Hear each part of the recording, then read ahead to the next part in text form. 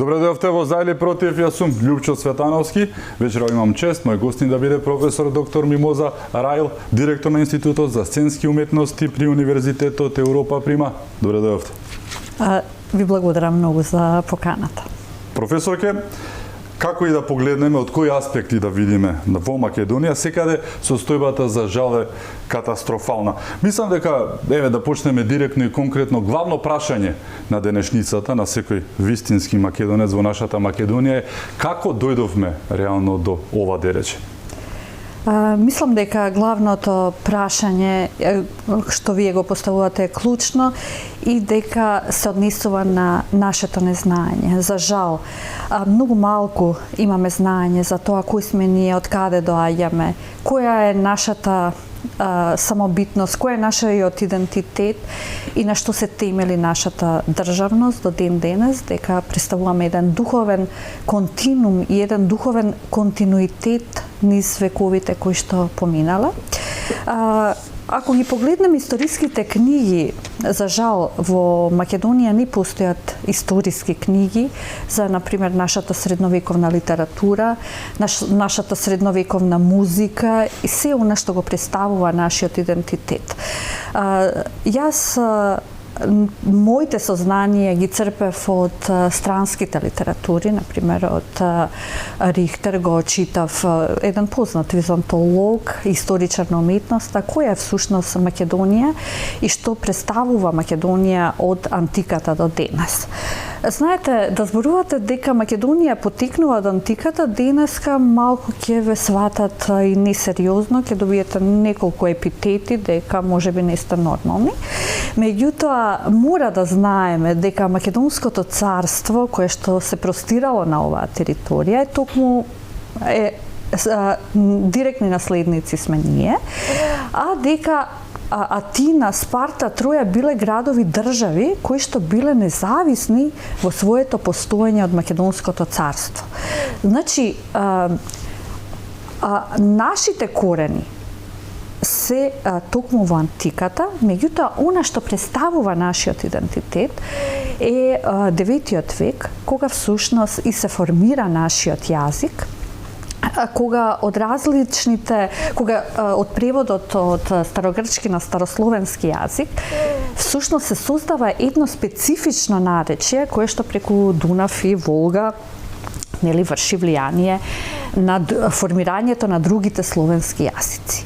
Сега, кога ние знаеме дека 9 век е златното доба на македонската култура, на македонскиот идентитет и самобитност, ние токму тука треба да го фокусираме нашето знаење низ различни истражувачки книги, се повеќе интелектуалците да пишуваат за тоа која е Македонија во своите зачетоци од антиката па до 9 век, кој што всушност е нашиот најголем персоналитет, затоа што токму преку јазикот ние се одвојуваме од другите словенски народи.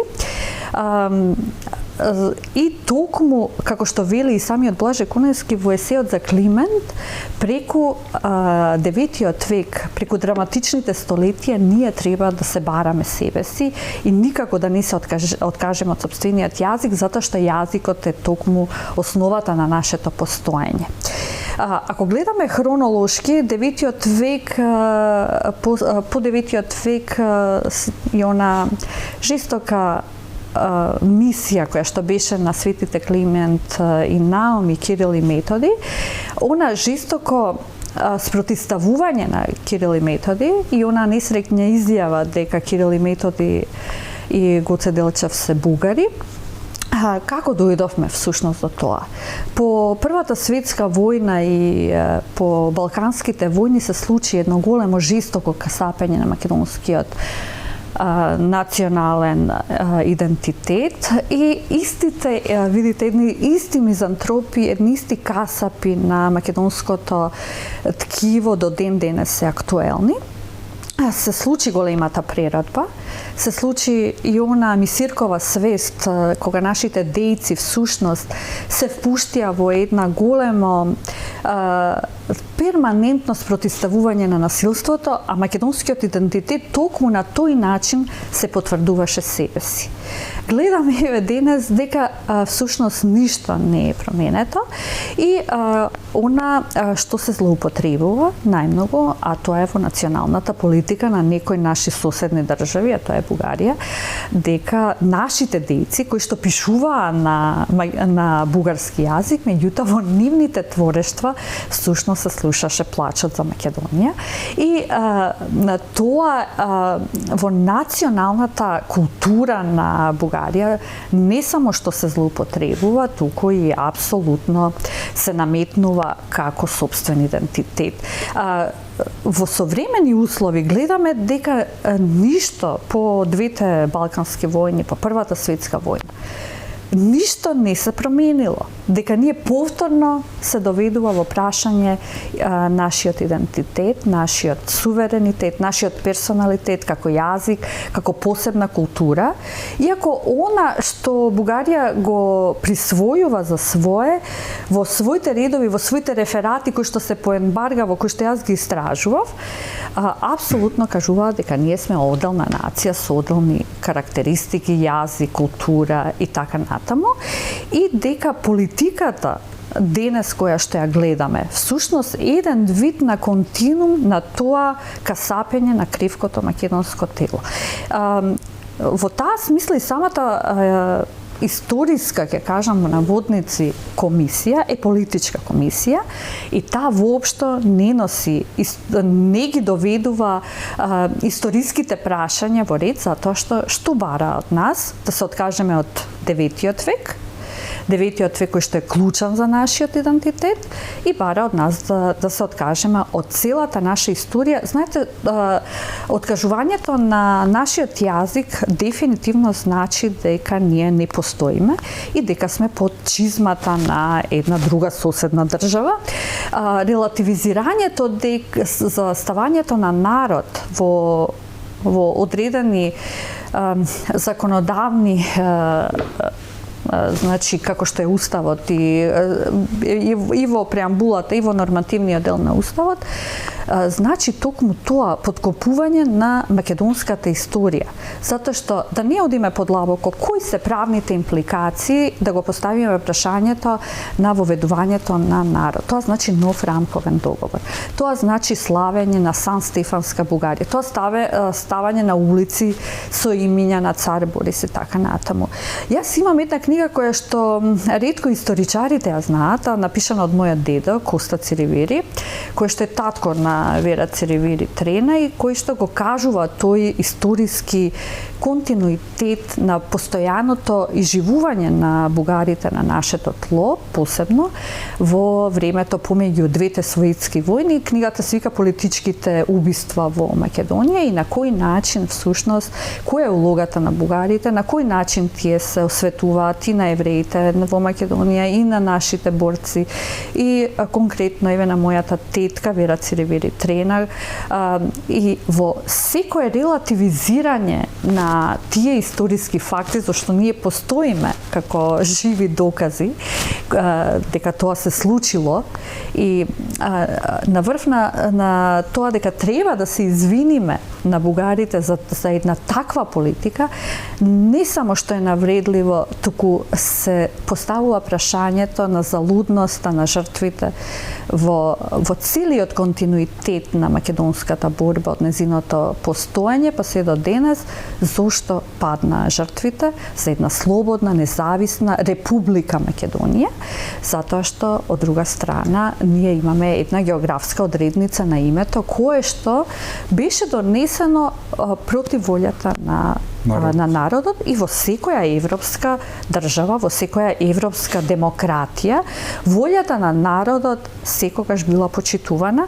Кај нас на референдум над 80% народот кажа не за промена на името, сепак ние името го променивме и еве сега живееме со консеквенциите.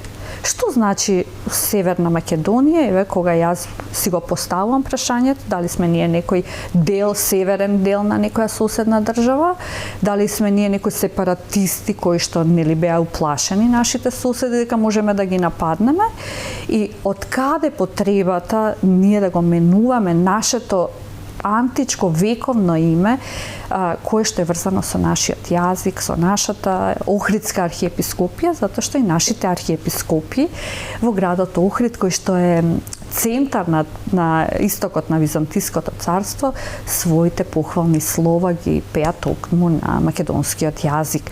И знаете што, кога вие седнувате и да да правите компромиси со некоја друга страна за непобитни факти, вие губите.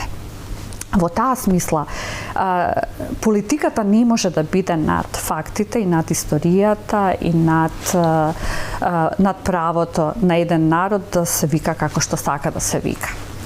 Факт е дека ситуацијата е таква каква што е, но дали е ситуацијата безизлезна и доколку не е, кој е излезот од оваа ситуација? Апсолутно е. Знаете што, и Илинденското востание не успеа. 1903 година беше крвава година за македонскиот народ, кога во крв беше задушено од една страна Илинденското востание, а друга страна во центарот на Софија гореше за македонските работи она Мисиркова свест, неговата книга Во пламени јазици.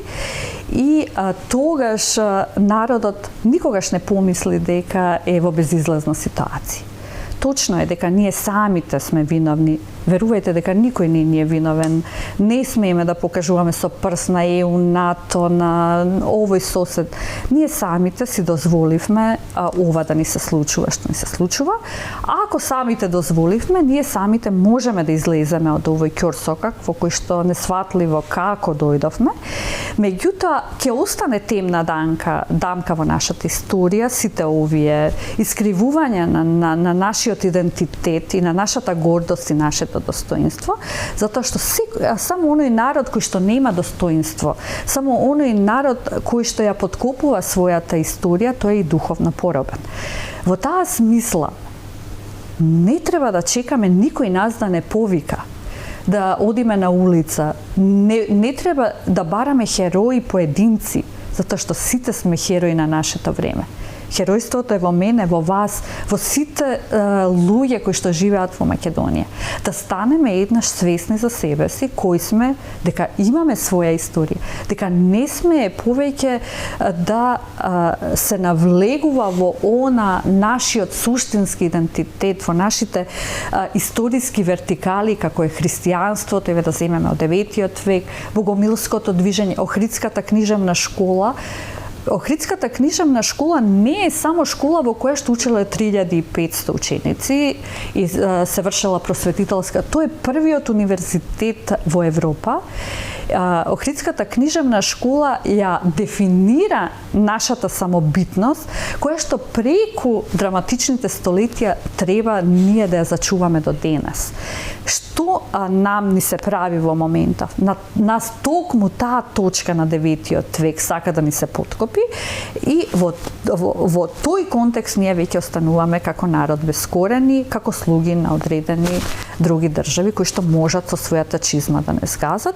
И во таа смисла спасот е да се освестиме, спасот е да се пробудиме од овој сон, да се здружиме кои што на вистина имаме знаење и да почнеме да предаваме, да објаснуваме, да имаме трибини, да пееме македонски песни и сето тоа да биде во славење на она што е исконско наше, нашето колективно несвесно да го пробудиме на овој народ.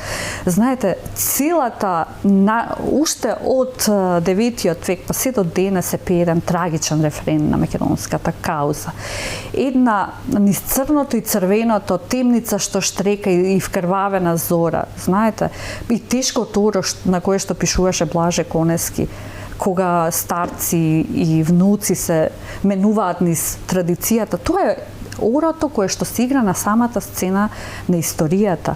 И ние треба веќе тоа оро да го развееме како оро победничко. не веќе да бидеме со скршена кичма, не веќе да се чувствуваме инфериорни во однос на било кој. Имаме добра историја, имаме огромни корени кои што на ова тло живеат се уште.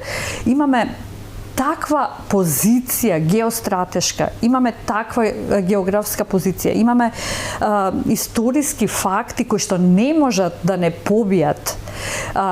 Во таа смисла не смеевме ние, меѓутоа сега е веќе доцна, идентитетските прашања да ги ставаме на маса. Значи, да научиме еве од големите демократии. Една работа што кажа Ангела Меркел во една прилика рече слободата на говорот и медиумите, а од друга страна прашањата за идентитетот никогаш не се ставаат на маса. Зошто ние, еве, тој пример не го следевме? Причина за обстојбата на оваа ситуација, на оваа исто така наречена состојба, но и на оваа власт таму каде што е нешто што се случува веќе подолг временски рок. Зборуваме за оној наплив на расположение кое што е секогаш апатија, рамнодушност, една неприродна, нели, наметната меланхолија која што завладеа со македонското општество и го спречува се тоа што го споменавте претходно вие дека треба да станеме, нели, и да кажеме не при тоа, нели, кажувајќи го нашето. Како дојдовме до оваа ситуација и како да излеземе повторно од оваа меланхолија која што не е случајна. Најдобра е за некого, за Македонија, македонците и народите кои што живеат тука дефинитивно не, но некому многу му одговара. Како да излеземе од оваа наметната лимбо ситуација, буквално левитираме? Апсолутно сме лимбо, да. И апсолутно сме во дантовиот пекол на лимбото. И знаете што овде подвиеност, онде апатија, тоа е состојбата на македонецот денес и тоа е состојбата која што ние ја гледаме во македонецот. Знаете, во едно просечно македонско семејство, главна тема на разговор е како ние да се спасиме од овде кај што се најдовме. Економски е веќе неподносливо да се живее. Во таа смисла мораме ние веќе од почеток да ја градиме сопствената држава. Што е направено е направено. Мојот фокус не е да се стави на она што е деструктивно, што не е функционално, туку како да се собере најдобрите експерти, да се направи најдобра експертска власт, најдобра експертска влада, како во сите области ние како економски, така идентитетски, да го повратиме достоинството на нашиот македонец. Кога херојското во самиот македонец ќе се поврати, ние веќе имаме шанса. Ние веќе можеме да гледаме во иднината и гледам дека и опозицијата и има одредени здруженија кои што се нарекуваат Нов Асном, Трети Илинден и работата на таа кауза да се врати македонецот, да го врати своето единство, своето достоинство и единство и да не останеме, знаете, да остане само уметнички во самотната борба научија да не остане само еден уметнички сон нашата љубов кон нашата татковина и да не останеме само да жалиме за она што било, а имаме голема основа. Можеме сите заедно, секој од нас да се здружиме и повторно да ја составиме оваа држава, која што е преубава, која што обилува со такви природни богатства, која што и една Швајцарија може да ја завиди, и да се обединиме и во диаспората, и ние кои што сме тука, кои што се сакаме себе си и сакаме оваа држава да ја видиме навистина достоинствена и рамо до рамо во сите меѓународни заедници, меѓутоа не понижена, не ставена во чекалната на многу години, затоа што нема среќа во колективизмот. Тоа е една чеховска тема кој што и самиот Чехов која вели нема спас во патиштата небесни, нема спас во патиштата земски, се додека немаме освестување на поединецот. Се додека ние поединечно не се освестиме не во групи да одиме во еуфорија и да викаме Македонија, него точно да знаеме дека имаме право да припаѓаме и имаме право да ја сакаме својата држава и имаме право во неа да живееме. За жал сведочиме на еден тренд кој што никако да застане. Зборуваме за иселувањето, една буквално кажана нова преселба на народите, во овој случај преселба на младината, но не е само младината, и цели семејства, и тоа зборуваме за луѓе 50-на, 60-на години си заминуваат. Од друга страна пак оние кои што пред неколку години паркираа кондори пред владата, сега ги запалија кондорите, фигуративно кажано, за да бркаат бизнис и пари продавајќи тоа што не треба. Но колку од таа гледна точка сето тоа е поради немањето пари, или од друга страна, многу големо влијание има еден момент кој што се вика младите, но и постарите, веќе не чувствуваат дека се своји на своето. Не се чувствуваат македонци во Македонија, не се чувствуваат дека ова е нивната земја, бидејќи некој ја одзема цело време приказката како што не треба. Колку тоа чувство придонесува за иселувањето на луѓето и буквално кажан уште полесно да фрлат камен зад себе и да речат па што е разликата дали ќе живеам во Германија и таму не сум свој на своето, или во Македонија каде што исто така за жал се повеќе и почесто не сум свој на своето. Апсолутно ја дофативте суштината на проблемот. Ако ние немаме гордост на што значи тоа да се биде македонец, како што германците имаат Deutsche bedeuten sein, значењето што е тоа да се биде германец, јас знам германци кои што доаѓаат во Македонија и купуваат само германски производи за да со свеста да ја развиваат германската економија. Така, вие извинете, живеевте таму, но се вративте. Една од ретките. Да, бев и во Франција, живеев во држави, студирав во Франција на ЕНА. Бев таму и на вистина да ви кажам, кога си подалеку се повеќе и повеќе ја чувствуваш таа носталгија за домот. И многу ти е важно каков е твојот дом тука. Знаете, ние кога сме тука, како што велите, не сме свој на своето. Нас ни станува седно, се случува една апатија, една резервираност, па ги гледам младите, викаат, па добро, што е сега веќе тоа Македонија. И знаете, со такво едно релативизирање, кое што ни е наметнато од одредена политичка гарнитура. Што е важно дали си македонец, дали си бугарин или тоа? Кога веќе немаме основно природно право на човекот, е правото да сака и правото да припаѓа. Да ја сака својата држава и чувството дека е заштитен во својата држава. Мислам дека покрај економската причина, која што е, верувајте, се понеподнослива во нашата држава, перспективите и сите можни извештаи на Европската комисија, кои што се страшно песимистички, велат дека, а младите тоа го разбираат, дека со најдобрата влада, штетата што беше направена, што од национален аспект, што од економски, со најдобра влада ние за 20 години не можеме да го постигнеме стандардот на една просечна европска држава.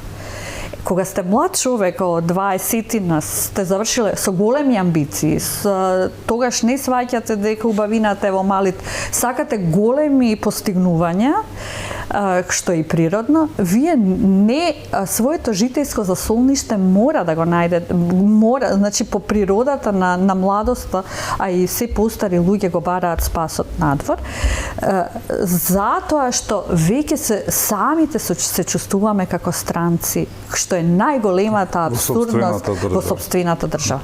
Странецот во сопствената држава е најголемиот абсурд кој што може да и не постои друга мала европска култура која што толку така лесно, со таква леснотија го даде она на кое што требаше да биде горда, тоа е својот национален идентитет.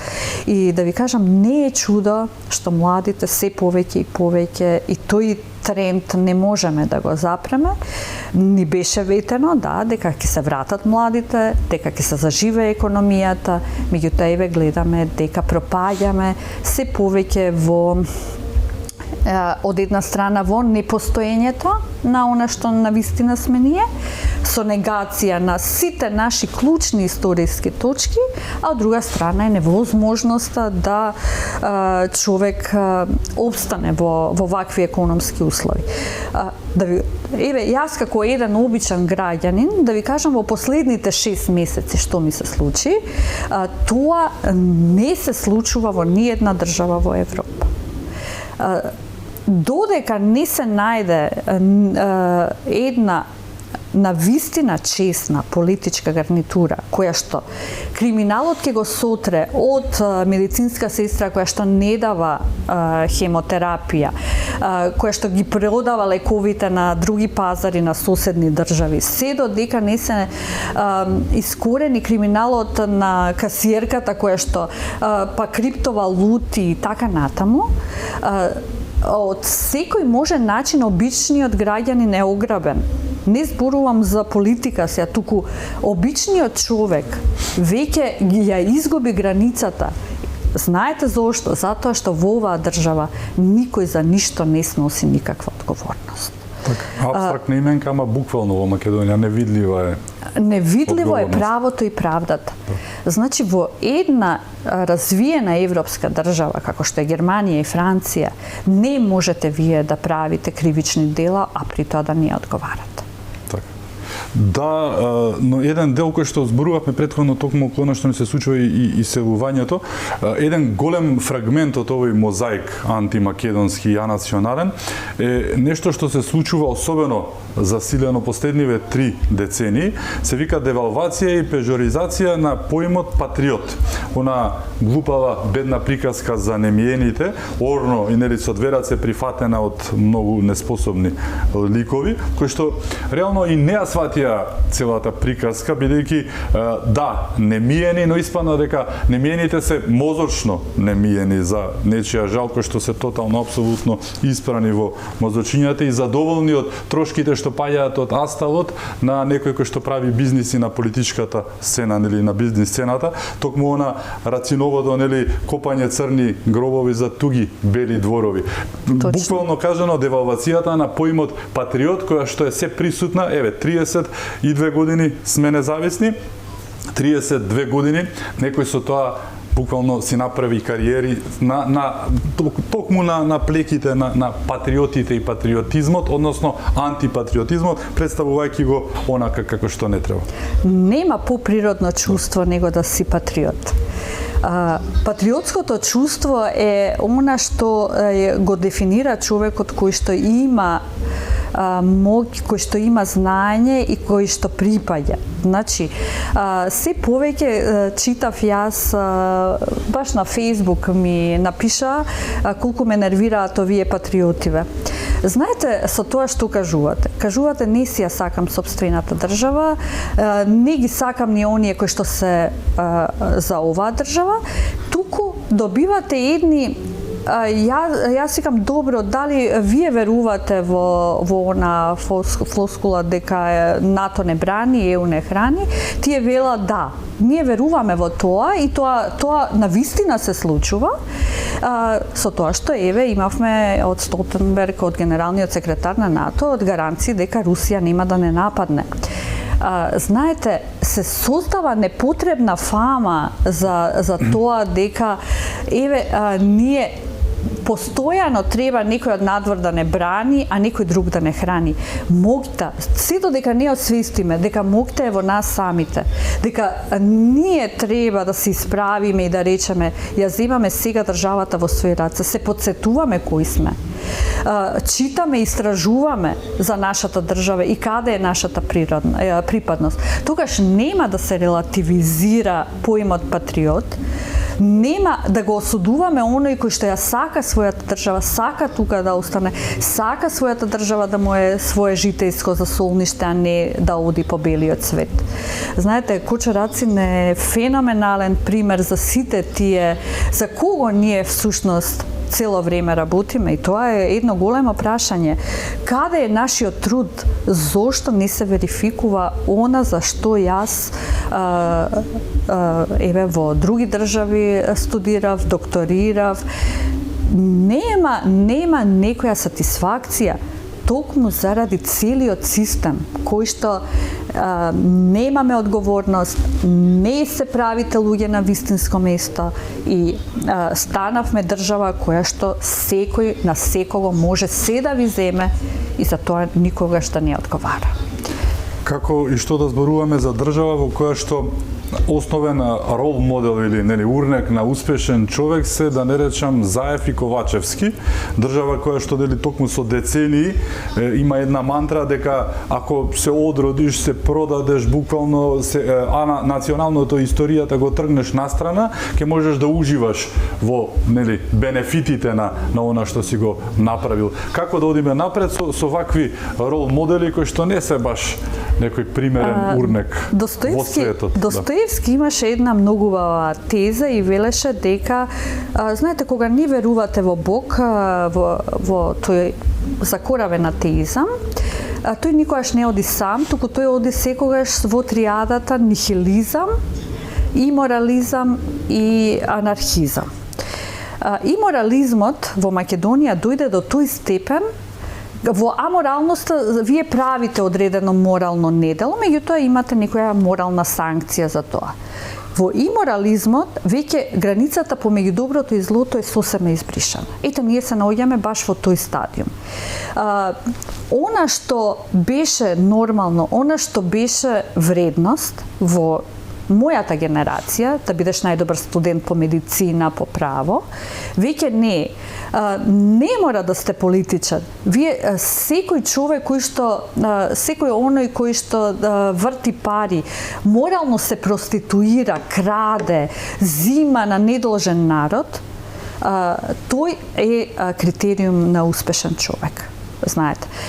Токму таа филозофија која што дојде и кај нас, увезена од разни други системи, токму тоа го подкопува нашето општество и токму во тоа е дезинтеграцијата и дезориентираноста на нашиот млад човек, каде тој да оди. Од една страна има еден стандард, социјален стандард, дека парите и вредностите се негов критериум на успех. Од друга страна е неговиот морален закон во себе, кој што му вели да постапува морално по императивите на собственото битие и собствената душа и дека има само една вертикала, а тоа е одењето кон Бога. Кај нас во нашето општество што се случува? Токму таа слика на пеколот, кога умира она убавината, знаете, она Ацис и Галатеја, кога ја има во галеријата Цвингер во Дрезден во Германија, која Достоевски ја гледа и се појавува тој полифемскиот, значи злото се појавува и ги убива сите креативни сили во општеството. Ние живееме во новото ненормално време, кога апсолутен критериум на успехот е да имаш некоја сепаре во кафич, кога тој дечкото мора да е убав, згоден и да има пари и одиме се повеќе и повеќе во деструкција. Денешните млади, нивниот идеал е да имаат вила на Водно, да води Мерцедес. Веднаш таквата психологија која што ни е наметната на успешните, се оди во деструкција и тоа и таквото општество се подкопува. Не можеме да имаме, значи, скроз со свртените морални вредности ние мора еднаш да расчистиме и да кажеме дека мора да почнеме од почеток и да почнеме поинаку. Имаме уште многу теми за отворање. Ќе продолжиме малку за Достоевски, тоа е ваша инспирација и во последното дело знам. Ќе зборуваме и за други теми, за уметноста, дали го следи трендот на општествената деструкција, за новите вистински ерозии, дали новото е затупи, оглупави ги па вадеј, можеби во новата максима на денешницата. Имаме уште многу теми за отворање. Со нас е професор доктор Мимоза Рајл. Се враќаме веднаш по рекламите. Останете со нас.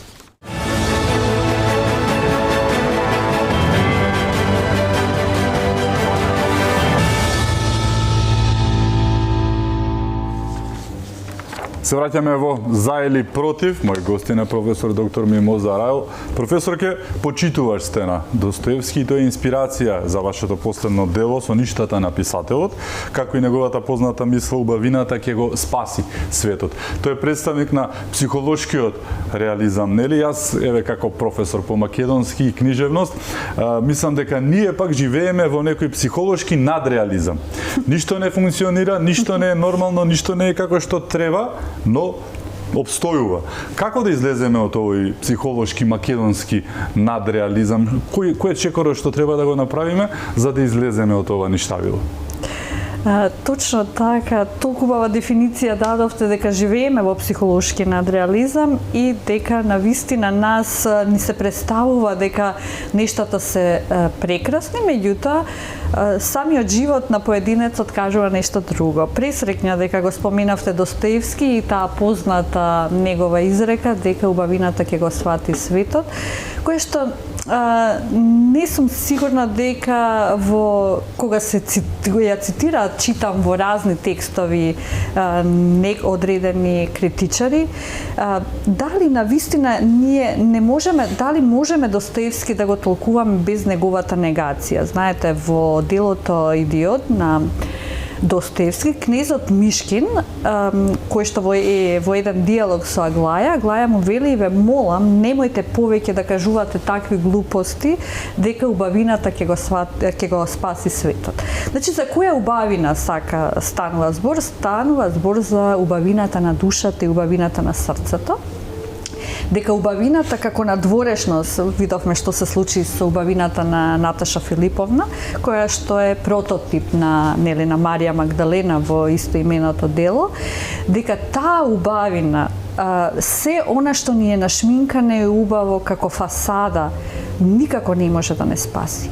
И она што апсолутно имплицира со денешницата и она што сега ние го живееме, е да погледнеме во нашата душа и во нашето срце веднаш и да ја погледнеме таа убавина на божественото кое што се наоѓа во нас и дека токму таа убавина која што ќе ја пронајдеме, токму таа ќе не спаси прво нас како единки, затоа што знаеме дека Достоевски не верува во колективистички идеали и тој во сонот за Кристалниот дворец, меѓу кои што и во соништата на Достоевски има разни соништа на смешниот човек, сонот на Алјоша Карамазов или на големиот инквизитор и така натаму, тој во едно место вели дека сонот за Кристалниот дворец ќе се случи пазите кој визионер бил, ќе се случи во историјата еднаш да многу народи и нации сакаат да се најдат во стаклениот дворец на каде што ќе им биде загарантирана нивната среќа. Реки на народи, вели Достоевски, ќе чекаат пред вратите да влезат во Кристалниот дворец, некои пред вратата ќе се задржуваат, меѓутоа, кога ќе се најдат внатре Кристалниот дворец, тие нема повторно да бидат среќни, нешто фундаментално, вели, ќе недостасува, а тоа е сопствената душа, тоа е наоѓањето на божественото во човекот и тоа е таа убавина која што го заслепува човекот, во позитивна смисла го заслепува и тоа е освестување на поединецот дека ние сите македонците, сите што живееме во ова општество сме битни и сите ние можеме, само ако сакаме и се организираме, да ги направиме промените. Живееме во едно парадоксално време кога некој сака, верувале или не, мешајки баби и жаби, политика и уметност и што ли не, да го укине Достоевски. Вие напишавте, се собрале група неписмени медиокритети и ќе го укинуваат Достоевски. Навистина невидена глупост, да не речам делото на забегана, новопечена, новокомпонирана кансел култура која што нели го зажари светов. Знаете што е најинтересно во целава ситуација, дека ќе го укинуваат Достоевски тие што не го прочитале, може да го прочитале, не го ни разбрале. А целиот парадокс, знаете, Достоевски не може да се толкува ако не го гледаме од аспект на неговата негација.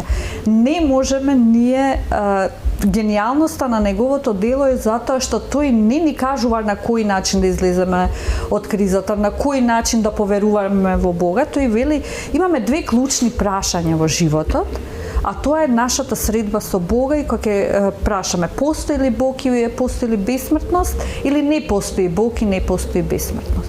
Од зависност на одговорот на овие прашања ние го фундираме патот на нашиот опстој. Ако ние не веруваме во Бога, тоаш се е дозволено.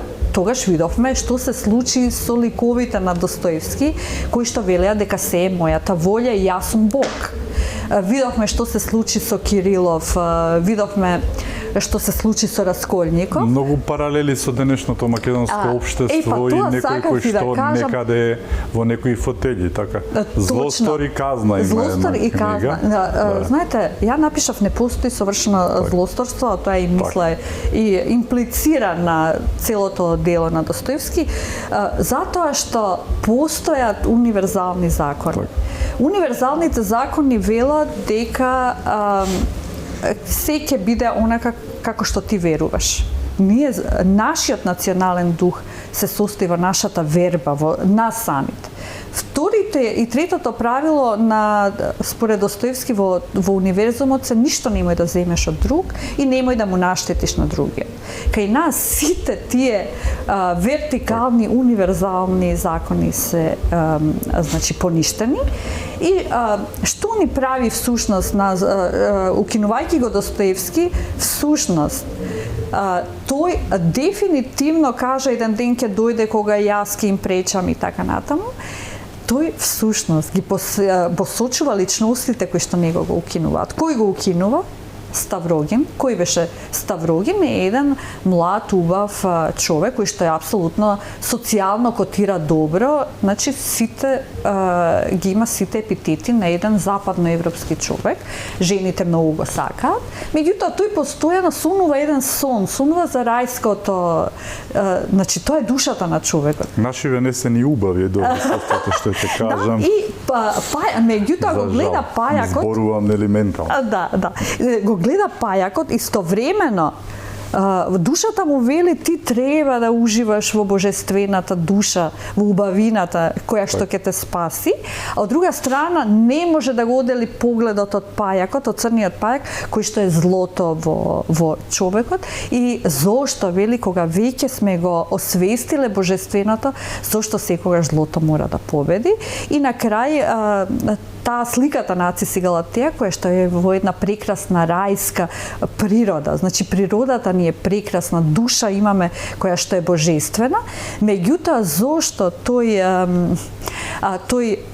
злото, тој полифемот кој што се јавува во таа слика мора да ги убие сите креативни сили во општеството. Значи, укинувајќи го Достоевски, всушност се препознава кој е во општеството Ставрогин, кој е Расколников, кој вели нема Божја волја, се е моја значи волја.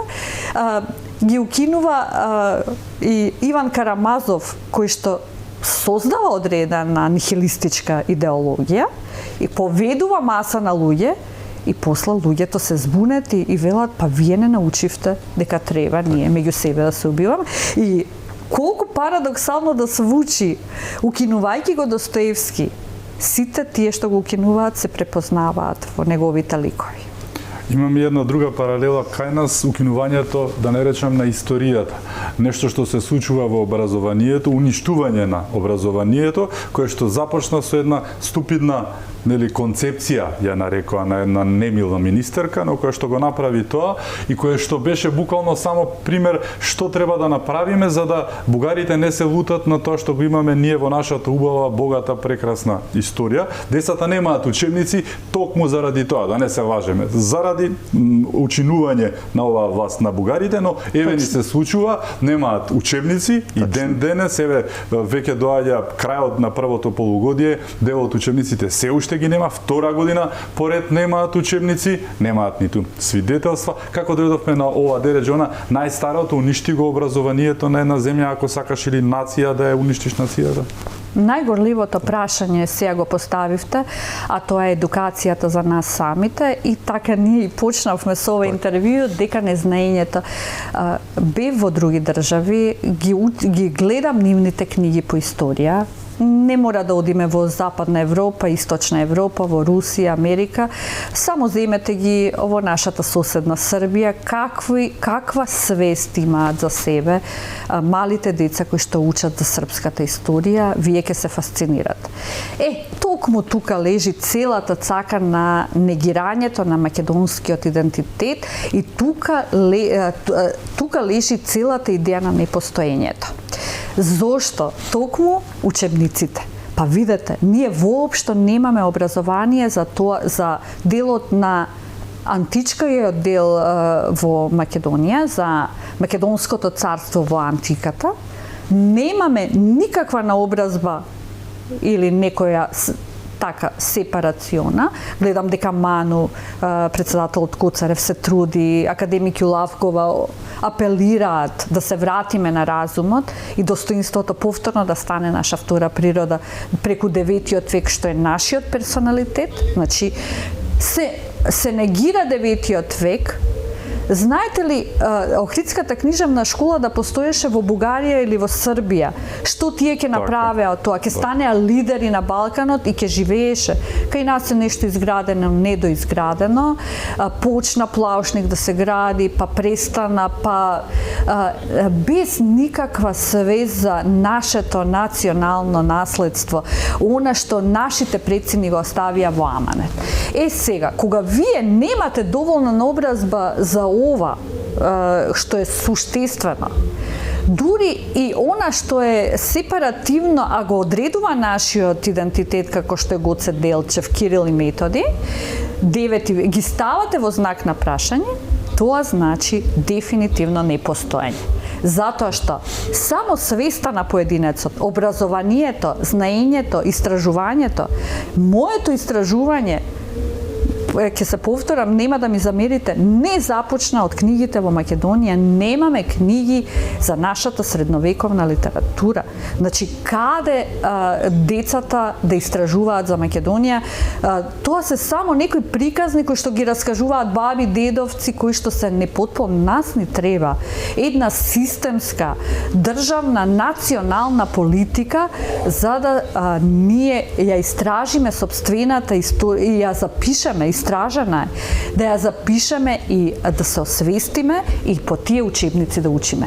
Целата цака со учебниците е токму тоа. Подпишано е нешто што ние не знаеме што стои таму, барем јас не знам како обичен граѓанин. Веројатно има луѓе кои што знаат. Во таа смисла тоа не смее да стои во учебници. Ако тоа се види дека во учебниците ги нема фундаментите на македонската историја, луѓето со право ќе бидат револтирани и најдовме ни едно компромисно решение, а тоа е нема учебници. Од една страна сме ветиле, без консензус на народот, дека нема тоа да го учиме, од друга страна тоа сме ние, а без тоа кој сме ние? Како автор и како интелектуалец, како е да се твори во една ваква девастирачка или ситуација, во едни вакви општествено и национално поразителни услови? Дали ја снемува инспирацијата или напротив се засилува тој творечкиот немир како прибежиште, како sanctuary што се вели? Мислам дека ние сме спремни за втора прерадба. Искрено да ви кажам, знаете зошто? Затоа што македонскиот идентитет секогаш се кристализирал низ перманентно спротивставување на насилството. Македонија токму така, на тој начин го одржа својот идентитет. Низ црното, низ црвеното, низ приказната за Пирео, на Пирео, дека нема да исчезне. И секое тоа спротивставување на насилството уште повеќе во нашите срца гореше идејата дека ние треба еднаш да седнеме и да напишеме, и таа една неправда која што стои во нашите срца и во нашите души, ние сме таков мирољубив, ние сме уметнички народ. Во нашата територија е територија на голема инспирација. Ова е земја на која што и Свети Павле ја опише и стои во Библијата. Треба да се отвори Библијата, да се прочита ова. И во таа смисла, ако ме прашувате за инспирација, токму е ова време да се почне и да продолжиме онаму каде што на еден мирољубив начин да ја одбраниме со уметнички средства, затоа што ние немаме друг начин, ниту некогаш сме зимале оружје во рака, тоа било многу наивно, многу стихино и неорганизирано. Ние не сме народ кој што е агресивен, туку само со уметнички средства, со голема свесност и во нашите дела, како и во времето на преродбата, да се слуша само плачот за Македонија и да се вратиме на себе си кон своето достоинство и повторно да го заживееме. Знаете, не мора овој сон веднаш да се оствари, меѓутоа опасноста е ако ние, македонците, од тој сон се откажеме. Тогаш буквално да го изгасиме светлото, да викнеме еден колега и да ставиме клучно. Еве и покрај сето она што ни се случува, не ни се случуваат убави работи последниве барем 7 години. Еве за крај, дали сте песимист или оптимист за Македонија, за иднината на Македонија, за враќањето на вистинските вредности, за враќањето на Македонија буквално? Никогаш не сум песимист. Јас знам дека Македонија е бесмртна идеја и дека никој никогаш не успел да ја пороби. Дефинитивно така ќе биде и сега. Знам дека во душата на нашиот добронамерен македонец гори и тлее една искра. Па еве само видете ги коментарите кои што кога ја објавивте оваа емисија, со каква една бравурозност ја поддржа борбата за македонската кауза, за македонизмот и за македонските работи.